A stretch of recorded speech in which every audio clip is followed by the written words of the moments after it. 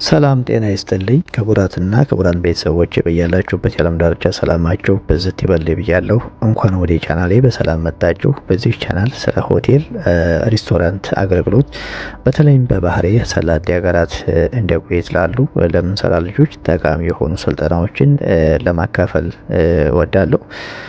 በዛሬው ዕለት የመጀመሪያዎቹን ቪዲዮዎች እናያለን። እንግዲህ በመጀመሪያው አንድ ምርጥ ዌይተር ሊኖሩት የሚገቡ 5 ዋና ዋና ነጥቦች እናያለን ማለት ነው። አንድ ዌይተር 5 ዋና ዋና የሚባሉ ስነ ምግባሮች ያስፈልጉታል።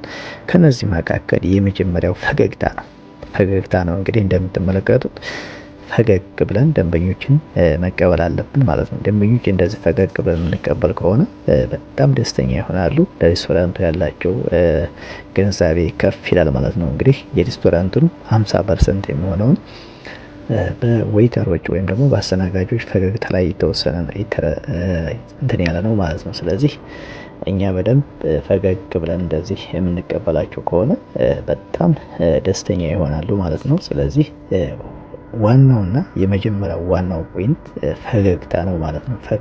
በፈገግታ ደንበኞችን መቀበል ይሆናል ማለት ነው። ሌላኛው ሁለተኛውና ዋና ነጥብ ብለን የምንለው ንጽህና ነው፣ ወይም ደግሞ የግል ንጽህና። ሁለተኛው የግል ንጽህና ነው። ለምሳሌ ዩኒፎርማችንን፣ ፀጉራችንን እና ጥፍራችንን ሁሌም ንጹህ መሆን አለበት ማለት ነው። ይህም ለደንበኛው በምንሰጠው ምግብ ላይ እምነት እንዲኖረው ያደርጋል።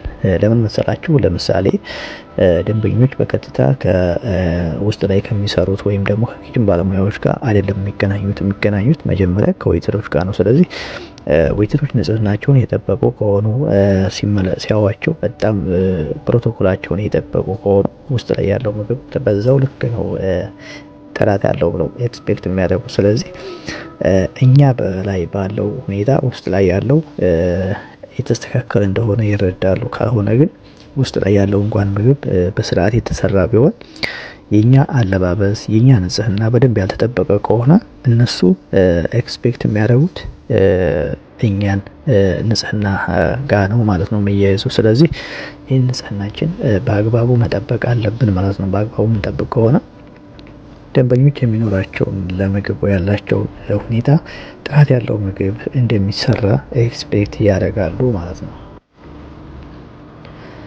ሶስተኛውና በጣም አንገብጋቢ ብለን የምንለው ነጥብ ትዕግስት ነው የምንለው፣ ወይም ደግሞ በጣም አስፈላጊና ወሳኝ ነው የምንለው። እንግዲህ ብዙዎቻችን የተለያየ ባህሪ ያለን፣ አንዳንድ ሰዎች ደርሰንም እናደዳለን፣ አንዳንዶቻችን ደግሞ በጣም ታጋሽ ሰዎች አለን እና ይሄ ለስራችን በጣም ትልቅ ቦታ ይይዛል ማለት ነው።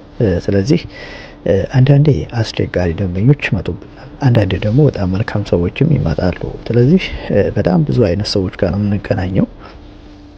እኛ ደግሞ ሁሉንም እንደየባህሪያቸው ማስተናገድ ይኖርብናል ማለት ነው። በዛ ቦታ ላይ ዌይተር ሆነን እስከተቀጠርን ድረስ ሁሉንም እንደየባህሪያቸው ማስተናገድ አለብን ማለት ነው።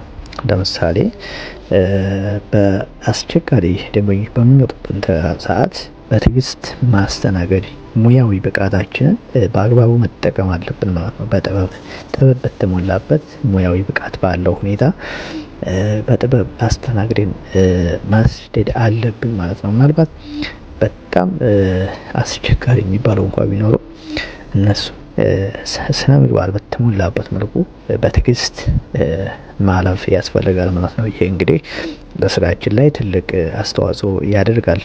ምክንያቱም ትዕግስት ከሌለን ትንሽ ችግር ሊኖር ይችላል። ብዙ አስቸጋሪ ባህሪያቶች ስለሚመጡ እነሱን በአግባቡ ትሪት ማድረግ ይጠበቅብናል ማለት ነው። ሌላኛውና አራተኛ ብለን የምንጠራው አራተኛው ደግሞ ስለ ምግቡ ማወቅ ወይም ደግሞ አንደርስታንድ የምንለው ማለት ነው። ሚኑን በደንብ ማወቅ አለብን። ለምሳሌ ሚኑ ላይ ያሉ ምግቦችን በሚገባ ማወቅ አለብን። ደንበኛው ስለ ምግብ ይዘት ሲጠይቀን በሚገባ ማስረዳት መቻል አለብን። ስለ ምግቡ ምናልባት ደንበኛው አንዳንድ ጊዜ የጤና ችግር ሊኖርበት ይችላል። በምግቡ ውስጥ ምንም እንደተጨመሩ ላያውቅ ይችላል። ስለዚህ ምን አለው፣ ውስጥ ላይ ሌሞን አለው ወይ፣ ጨው አለው ወይ፣ ስኳር አለው ወይ፣ የተለያዩ ነገሮችን ይጠይቀናልና እነዚህን በሚጠይቀን ሰዓት እኛ ኢንግሪዲየንቱን በደንብ የምናውቅ ከሆነ ከዛ ምግብ ውስጥ ምን ምን እንደሚጨመሩ ካወቅን በደንብ ካወቅን እነዚህ ነገሮች ይጨመሩበታል ብለን በደንብ ማስረዳት አለብን። ይህን ስናስረዳው ደንበኛው አንደኛ ደስተኛ ይሆናል፣ ሁለተኛ ደግሞ እሱም ምናልባት ያን ምግብ ከታዘዘ በኋላ ወይም ኦርደር ካደረገ በኋላ እንዳይመልስ ያደርጋል። ለኛም ጥንቃቄ ይሆናል። ቀድመን ከነገር ነው ያን ነገር አምኖበት ያዘናል። ነገር ግን እኛም ቀድመን ሳንነግረው ያን ነገር ካዘዘ በኋላ የተጨመሩት ነገሮች እሱን የማይመቹት ከሆነ ያን ነገር ሊያጥፈው ይችላል ወይም ሊከነስረው ይችላል ማለት ነው። ስለዚህ ቀድመን እነዚህ ነገሮች ማስረዳት ወይም ደግሞ ለማስረዳት እንዲቀለን ሚኑ ላይ ያሉትን ነገሮች ማወቅ አለብን፣ በደንብ አንደርስታንድ ማድረግ አለብን ማለት ነው። አራተኛው ነጥብ የምንለው ይሄ ነው። ሌላኛውና አምስተኛ ብለን የምንጠራው ትኩረት መስጠት ነው። እንግዲህ እንደነገርኳችሁ ትኩረት መስጠት ስንል በነገራችን ላይ ትኩረት መስጠት ስንል ምን ማለታችን ነው? አቴንሽን ማድረግ አለብን። አቴንሽን ቱ ዲቴል የምንለው ማለት ነው። ደንበኛው አንዳንድ ጊዜ ደንበኞች በአይን ጥቅሻ ብቻ ራሱ ወይም በምልክት ሊያሳዩ ይችላሉ። ስለዚህ ያ ምልክት ምንድን ነው የሚለውን ትኩረት መስጠት አለብን። በምልክት ብቻ ሂሳብ ሲጠይቁ፣ እንዲሁም ደግሞ ውሃ ሲያልቅባቸው ገና አይተን ውሃ ካለቀ ውሃ መጨመር፣ እንዲሁም ሂሳብ ሲጠይቁ በምልክት ሊነግሩን ይችላሉ። እነዚህ ምልክቶች በደንብ በአግባቡ መረዳት አለብን ማለት ነው። በደንብ በአግባቡ የምንረዳ ከሆነ ትኩረት ከሰጠናቸው ደንበኞችን በአግባቡ ለማስተናገድ እና በስራችን ላይ ውጤታማ ለመሆን ትልቅ አስተዋጽኦ አለው ማለት ነው። ስለዚህ ትኩረት መስጠት ስንል በነገራችን ላይ ይሄ አምስተኛውና የመጨረሻው ነጥብ ብለን የምንለው አምስተኛው ነጥብ ትኩረት መስጠት ስንል ለዚህ ለደንበኞች በደንብ ለማስተናገድ 5 ስነ ምግባሮች ብለናላቸው ለአምስቱ ትኩረት የምንሰጥ ከሆነ ማለት ነው። ለምሳሌ ከመጀመሪያው ጀምረን ከ1 እስከ 5 ያሉትንም ሁሉንም ያጠቃልላል። ይሄ አምስተኛው ነጥብ ከመጀመሪያው እስከ መጨረሻው ያሉትን ያጠናቅቃል። ለምን መሰላችሁ? ትኩረት ስንሰጥ ነው ከመጀመሪያው ጀምረን ንጽህናችን በአግባቡ የምንጠብቀው፣ እንዲሁም ደግሞ በፈገግታ ደንበኛውን የምንቀበለው፣ እንዲሁም ደግሞ በሚኑ ላይ ያሉትን ነገሮች ማወቅ የምንችለው ትኩረት ስንሰጥ ነው። ስለዚህ አምስተኛው ፖይንት የመጨረሻውና አምስተኛው በጣም ወሳኝና ለሁሉም ስራዎቻችን አስተዋጽኦ የሚያደርግልን ትልቅ ፖይንት ነው ብለን እንጠራው ማለት ነው። ስለዚህ እነዚህን እንግዲህ አንድ ዌይተር ሊኖሩት የሚገቡ 5 የስነ ምግባር የስነ ምግባር ባህሪያቶቹ አይተናል። ስለዚህ አንደኛው ፈገግታ ነው፣ ሁለተኛው ንጽህና ነው፣ ሶስተኛው ትዕግስት ነው፣ አራተኛው ደግሞ ስለሚኑ ማወቅ ነው፣ አምስተኛው ትኩረት መስጠት የሚሉትን በደንብ አይተናል። በቀጣይ ቪዲዮአችን ደግሞ ስለ ጠረጴዛ አዘገጃጀት እና ስለ ሲቪል ሰርቪስ የሚሉትን በዝርዝር እናያለን። ስልጠናውን በሰፋ ባለመልኩ ይዤላችሁ እመጣለሁ። በደንብ እናያለን በቀጣዮቹ ማለት ነው። ስለዚህ ሁላችሁም ቪዲዮውን ላይክ እና ሰብስክራይብ እያደረጋችሁ ቤተሰብ መሆናችሁን አትርሱ።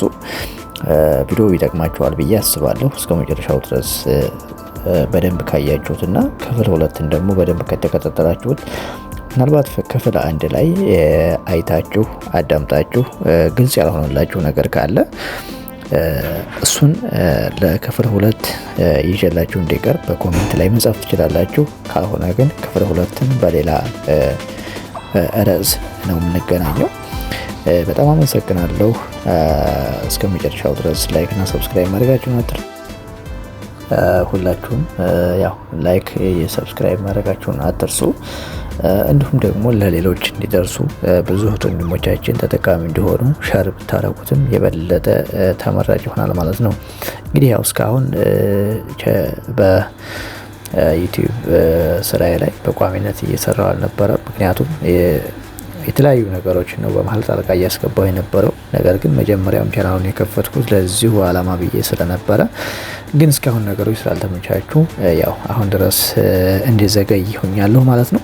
ካሁን በኋላ ግን በተከታታይነት ስልጠናውን በቋሚነት ለመስጠት ዝግጅቴን ስለጨረሱ በቋሚነት እንድትከታተሉ በትህትና ጠይቃለሁ።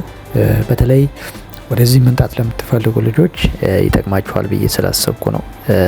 ምናልባት እኛ ጋር ግንዛቤው ትንሽ አነስ ያለ ስለሆነ በዚህ ዙሪያ ግን በየትም ሀገር በተለይ በባህረ ሰላጤው ሀገራት እንዲሁም ደግሞ ሌሎች ሀገሮችም በጣም ተፈላጊ የሚባለው የስራ ዘርፍ ይሄ ነው። ወደ ስራው ስንገባ ደግሞ ማሟላት ያለብንን ነገር በአግባቡ አሟልተን እንድንገባ እነዚህ ነገሮች በስርዓት ለመተግበር ሁላችሁም ይህን ስልጠና እስከ መጨረሻው ድረስ እንድትከታተሉ ከወዲሁ ላይክ፣ ሰብስክራይብ እያደረጋችሁ ቤተሰብ ሆኑ። አመሰግናለሁ። መልካም ቀን ይሁንላችሁ።